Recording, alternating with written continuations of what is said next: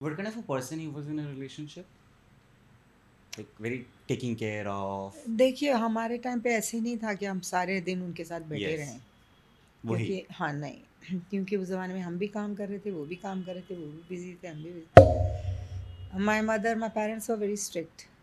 Hmm. So I used to come on the way from shooting and be with him and entertain his guest.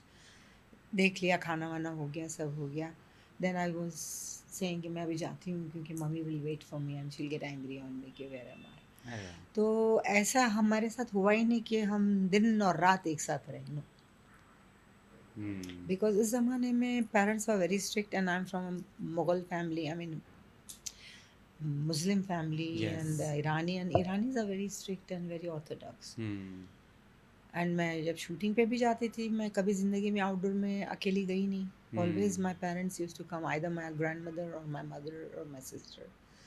You can ask anybody, I never went for outdoor shooting all alone, I was not allowed to go. Hmm. So they were Orthodox.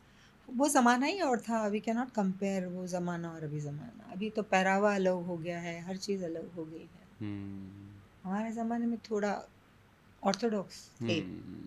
True. अभी वक्त गुजर गया है। हमें तो ये याद है, स्पेशली जो मेरी उम्र के लोग हैं.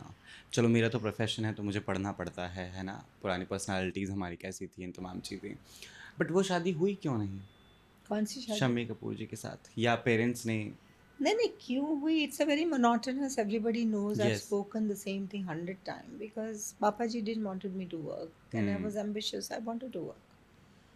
वो लोग अलाउ नहीं करते थे उस वक्त बहू को काम करना, very simple.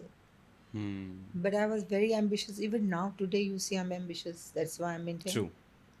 Otherwise, I would have been like a dhole and horrible, and everybody would have said, hmm. ah, देखो कैसी लग रही है। हम्म. So I work hard on myself. So उस वक्त भी मैं कुछ बनना चाहती थी। I wanted to be something. Hmm.